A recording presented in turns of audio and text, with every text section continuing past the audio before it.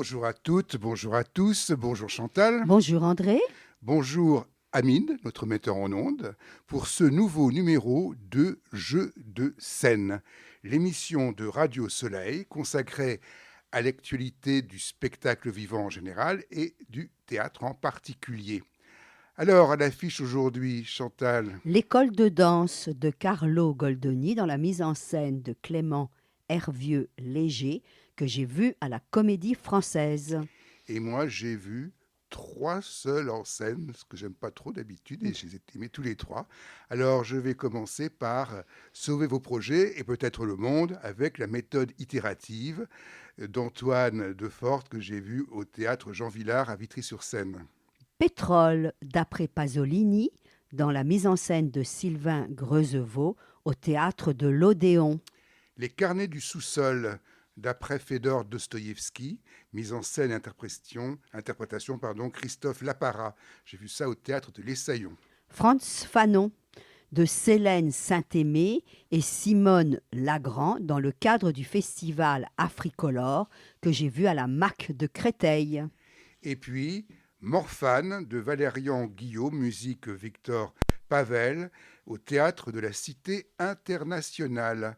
Alors, Chantal, l'école de danse, c'est à la Dans la grande Comédie salle, Française. dans la grande salle de la Comédie Française, je n'ai pas été complètement convaincue par cette proposition de Clément Hervieux-Léger, qui est le directeur maintenant de la Comédie Française. Bon, le sujet ne m'a pas trop intéressé. Je C'est quoi trouvais, le sujet? je vais te le dire, ça manque d'inspiration, de souffle satirique. Je pense que ça vient de l'écriture dramatique de Goldoni. Et le sujet, on est dans une école de danse à Florence et de jeunes artistes en formation subissent la tyrannie de Monsieur Rigadon, qui est le maître de danse, qui cherche à les former, mais dans un but lucratif. Alors, j'ai trouvé que les enjeux étaient illustrés de manière répétitive. Et alors, c'est quoi? C'est des petites histoires. Lui est avare, il y a des manigances, il y a des amours secrètes, il y a de l'hypocrisie. C'est plus une comédie sociale que de caractère. Et toutes les jeunes danseuses n'ont qu'un objectif. C'est de trouver un mari. S'ajoute un personnage, la sœur du maître, que j'ai trouvé très emphatique, très caricaturale. Alors moi, je n'ai pas bien distingué ces jeunes filles, les Rosina, les Rosalba, les Felicita. J'ai trouvé qu'elles se confondaient et j'ai eu l'impression d'avoir un théâtre un peu plus documentaire, plus sociologique que dramatique. Et pour moi, le propos était lourd. Il ne se passe pas grand-chose. C'est vrai qu'il n'y a pas beaucoup de péripéties, à part une mère qui vient vendre sa fille, à part un impresario qui vient recruter une danseuse et on lui donnera celle qui danse le moins bien. Mais quand même, je dois reconnaître que c'est Denis Podalides qui interprète Monsieur Rigadon, et il est excellent. Il porte toute la pièce. Il est nuancé dans son jeu. Il introduit une très belle ironie par des jeux scéniques et des chorégraphies minimalistes qui sont un petit peu en contradiction avec sa fonction. Et le décor aussi est extrêmement beau. C'est un studio, c'est une transposition au 19e siècle. Et on pense constamment à deux gars avec les danseuses qui ont un petit tutu court. Elles ont travaillé la danse et ça se voit. Bon, je dois dire que la salle était enthousiaste aux applaudissements. Donc, c'est l'école de danse à la Comédie Française. André, sauvez vos projets et peut-être le monde avec la méthode itérative. Ouais, on nous distribue ça, vous pouvez prendre ça aussi. Voilà la méthode itérative. Je montre à Chantal Oui, mais la petite plaquette, une petite là. plaquette où on voit tout un circuit. Parce que alors, j'ai vu ce spectacle dans le cadre d'un petit festival, Seul, ça s'appelle, Seul, masculin, féminin. Enfin, et c'est effectivement plusieurs spectacles au théâtre Jean Villard à Vitry, de Seul en scène. Et mes deux autres seuls en scène, c'est pas là que je les ai vus. Donc j'ai vu ça. Alors, ça se présente comme une conférence. On est ici, on nous parle très sérieusement, plus ou moins sérieusement, de la manière de concevoir une idée. Alors, tu ne sais peut-être pas, peut-être Chantal, mais quand tu fais ta tartine le Mhm. matin, Mhm. hein, eh bien, d'une certaine manière, tu fais du design. Parce que selon la manière dont tu vas associer cette tartine, la dessiner d'une certaine manière, hein, la concevoir, alors la méthode itérative, alors je ne vais pas vous la faire, mais c'est le fait qu'on a plusieurs étapes. Hein. On a une première étape qui fait d'identifier les tensions, parce qu'à partir du moment où on a une idée, il y a forcément une idée contraire, une idée variée, opposée ou autre. Hein. Et puis ensuite, on va imaginer des solutions. C'est le brainstorm des solutions. Ensuite, bon, alors, c'est très drôle, parce que il y a énormément d'humour. Hein. Et quand je dis l'humour, c'est-à-dire c'est le personnage par rapport à lui-même. C'est exactement le contraire de Dostoïevski. Hein. C'est cette capacité de, de jouer avec le public tout en se remettant en cause. Et donc, et au bout du compte, c'est pas stupide non plus. C'est-à-dire qu'il y a quand même une sorte de jeu avec la raison, avec l'émotion de la raison, si on peut dire. Et donc, c'est très bien fait. C'est très, très bien fait. Et voilà, c'est vraiment très original parce que on a cette écriture, cette écriture qui joue avec la pédagogie, qui joue avec la façon de transmettre, etc. Et puis évidemment, il se sert de la vidéo, mais d'une façon très conceptuelle. Voilà. Donc je vous conseille. Alors ça tourne. Hein, c'est pas là. Il y avait que quelques. Là, Date. c'était ça. Là, c'était juste le 28 novembre à 20h, hein, mais vous pourrez le trouver ailleurs. Donc, si vous avez l'occasion, si vous voyez ça passer quelque part, hein, allez le voir.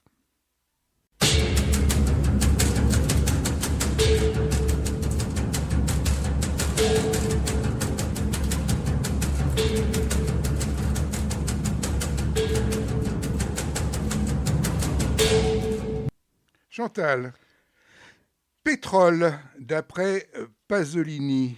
Hein. Je crois que c'est un bon spectacle, ça. Ça me Ah ouais, tentait de le voir. c'est vraiment, j'ai eu l'impression d'assister à quelque chose d'un peu puissant, d'inédit. Hein. C'est une adaptation du roman de Pétrole Pasolini qui a été publié 17 ans après sa mort, qui est inachevé et pour lequel il y a des parties manquantes. Le défi pour Sylvain Creusevaux est difficile, car c'est une succession de notes sans dialogue. Pour le théâtre, ça pose déjà un problème.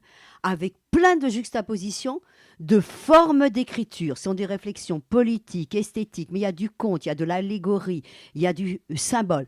Il y a quand même une histoire. Hein. Il y a un premier degré qui est l'histoire de l'ingénieur Carlo Valetti qui va faire carrière au sein de l'entreprise Leni du pétrole. Au début, qu'est-ce qu'on voit? On voit un homme étendu sur le sol avec deux grandes ailes. Ça fait bien sûr référence à l'assassinat de Pasolini. J'avoue qu'à la fin de la première partie, au bout d'1h15, j'étais perplexe. Je me disais qu'il n'y avait pas assez de spectacles vivants, qu'il n'y avait pas assez d'acteurs sur scène, même s'il y a dans la première partie des moments forts. Notamment, on va voir une belle séquence d'opéra burlesque lyrique pour expliquer la dissociation entre Carlo I et Carlo II. Carlo I, c'est l'affairiste, et puis Carlo II, c'est celui qui est obsédé par le sexe. Et dans la deuxième partie, parce qu'on a eu de la vidéo, j'ai compris complètement la nécessité de la vidéo. comme forme d'adaptation, mais complètement idéale. Pourquoi? Parce que c'est pas un roman psychologique, c'est un roman idéologique où on nous expose toutes sortes d'idées. Et par exemple, il y a 3 actrices qui portent des lunettes et qui sont le narrateur. Et elles nous interpellent et elles nous rendent intelligible ce texte un petit peu difficile. Et elle montre l'aspect drôle, parce qu'il y a des moments où l'on rit. Bon, l'écriture de Pasolini, elle est visionnaire, elle est flamboyante, elle est poétique. Et Sylvain Creusefaux, il fait quelque chose de très beau, parce qu'il utilise la vidéo de manière esthétique. C'est-à-dire que on va avoir, bien sûr, dans la deuxième partie, il y a beaucoup de choses qui se passent sur scène. Eh bien, c'est filmé, mais en plus, c'est avec des images d'archives. Et il a travaillé la lumière. Donc, c'est pas la même lumière, c'est pas la même couleur. C'est du noir et blanc pour Carlo I. Ça va être plus jaune pour Carlo II, obsédé par le sexe. Et puis, il y aura les couleurs vivantes quand c'est des visions. Véritablement, j'ai fait l'expérience d'une vidéo qui permet de conserver la résistance de l'image du comédien lorsqu'on a fini le spectacle. Et les comédiens, ils sont formidables. C'est Sharif Andoura qui joue Aldo Troya, c'est celui qui va reprendre. Alors, bien sûr, dans la vraie vie, c'est pas le nom, il ne porte pas le nom du personnage réel. Sébastien Lefebvre, il est Carlo I, Gabriel Damani, Carlo II, Pierre Félix Cravière, Giulio Andreotti. C'est vraiment très beau. C'est une mise en image vertigineuse avec une proposition artistique audacieuse qui rend bien compte de la discontinuité littéraire, mais en la dépassant, et qui propose une vraie vision scénographique sur l'Italie des années 60 et 70. Alors vraiment un grand spectacle, difficile, très difficile à recevoir, parce que les spectateurs à la fin ont fraîchement applaudi. Et bien sûr, moi, j'étais très enthousiaste par la proposition. André, alors, quand même, d'après Fédor Dostoïevski, Les carnets du sous-sol, mise en scène et interprétation de Christophe Lapara au théâtre de l'Essaillon. Oui, c'est très fidèle au texte de Dostoïevski. C'est le texte. C'est le texte, en gros, vraiment. La première partie, parce qu'il y a 2 parties dans Les carnets du sous-sol, c'est la première partie. Alors, c'est un homme seul, dans son sous-sol. Il a 40 ans, il a abandonné son travail parce qu'il a eu un peu d'argent, il a pu s'acheter une maison, mais il est très pauvre. Et il parle tout seul. Où il s'adresse à des gens qui ne sont pas là. Et donc, alors, au début, j'ai eu très peur, parce que l'Essaillon, c'est vraiment la petite salle. La petite salle de l'Essaillon, c'est une toute petite salle. Et donc, on voyait rien parce qu'il était juste dans un petit coin devant la scène, là, et assis. Et donc, je me suis dit, mais ça va pas être... Et puis surtout que ça parle. Alors, je me suis dit que ça va pas être possible. Et je me suis dit, mais qu'est-ce qui va se passer? Et effectivement, mine de rien, d'abord, c'est le personnage. C'est-à-dire qu'on ne le voit pas jouer. On le sent. Dans la parole. Oui, on croit que c'est lui. Il joue très très bien. Il joue très bien quelque chose qui n'est pas facile à jouer, puisque ça n'a pas été écrit pour le théâtre. C'est bien un monologue, si on veut, mais bon. Et deuxièmement, il va prendre possession de l'espace, mais d'une façon progressive et intelligente, et de lui-même. Et il va plus ou moins, enfin, je ne dirais pas se mettre à nu, mais quelque part, il y a une progressivité dans la manière qu'il a, effectivement, de se présenter. Et puis, il y a le texte de Dostoïevski. Et Dostoïevski, c'est vraiment génial. Et ce qu'il y a de génial, c'est qu'on retrouve Dostoïevski. Enfin, on retrouve toute cette espèce de critique complète du rapport social, en fait. Parce que il y a ça chez Dostoïevski, c'est quelque part, Dieu n'explique rien, il n'est pas là. Et donc, quel est le sens C'est déjà ça, c'est déjà Kafka avant l'heure, quelque part, Dostoïevski. Hein, quel est le sens et quel est le rapport que l'homme a à lui-même dans la manière de s'aimer et de se détester. Et tout ça vis-à-vis de la société. Et donc, c'est formidable, parce qu'on on a ce texte tellement puissant qui va nous être transmis. Et je remercie beaucoup, finalement, Christophe Lapara de nous transmettre ce texte. Voilà. Donc, là non plus, je n'ai pas été déçu. Et c'est exactement le contraire de première chose dont je vous ai parlé, qui était une conférence, qui était une façon de pédagogie. Alors que là, non. On est dans quelqu'un qui ne cesse de se contredire, qui ne cesse de s'opposer à lui-même, qui est complètement dans l'absurde. Voilà. Donc, c'est au théâtre de l'Essaillon. Et il faut absolument aller voir ça.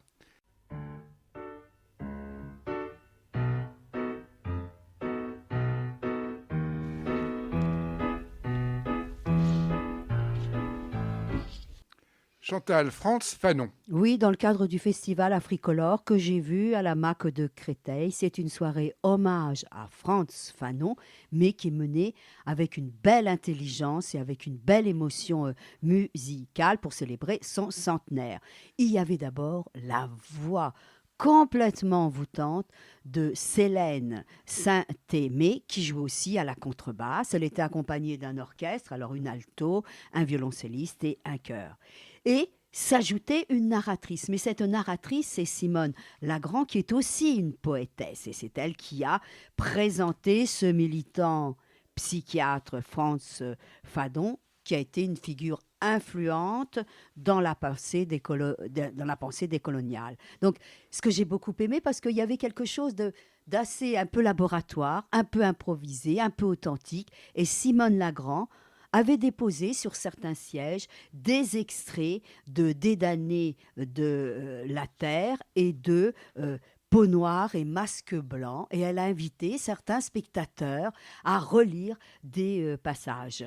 Donc, c'était assez émouvant, pas du tout didactique, et on était plutôt du côté de l'évocation poétique, parce qu'il y a eu un très beau passage, un abécédaire autour de la pensée de Frantz Fanon, où on voit tout son engagement. Alors le festival Africolore vient de commencer. Il continue jusqu'au 24 décembre avec des moments forts. C'est autour de la langue brésilienne, portugaise, et ça va se terminer le 24 avec un Noël mandingue de Ben Folican plus Socha à Bobigny, salle Pablo Neruda. Je l'ai vu, moi, à la MAC de Créteil. On termine avec un autre seul en scène que tu as bien aimé, Oui. Morphage, que j'ai vu donc à la Cité internationale, la Cité universitaire, que j'ai vu donc hier, le jour de la première, qui se donne jusqu'au 9 décembre. Donc, vous n'avez pas trop de temps pour y aller, il faut vous dépêcher. Donc, Morphage, ça, c'est encore un truc complètement différent. C'est bien parce que j'ai vu 3 choses complémentaires. Hein. Ça, c'est une performance poétique. D'abord, très important, il y a de la musique. Et la musique est jouée en direct, hein, parce qu'il y a une part d'improvisation dans ce que fait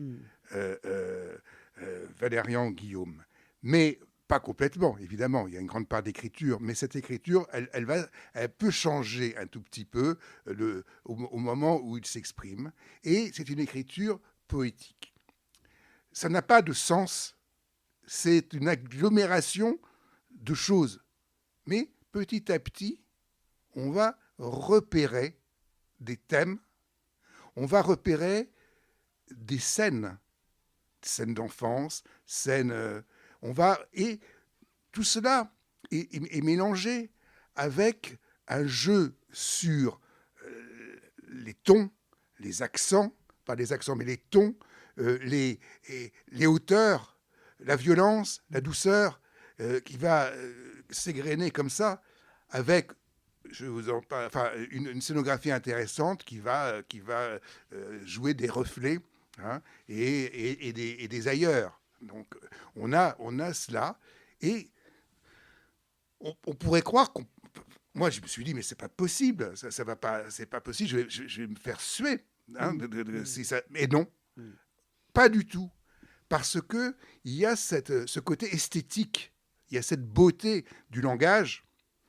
Ça n'arrête pas de jouer sur les sons, sur les mots, etc., hein. Il y a vraiment une parole poétique. Il y a la musique. Et il y a finalement, curieusement, un aspect dramatique qui est fait du montage de situations de paroles différentes.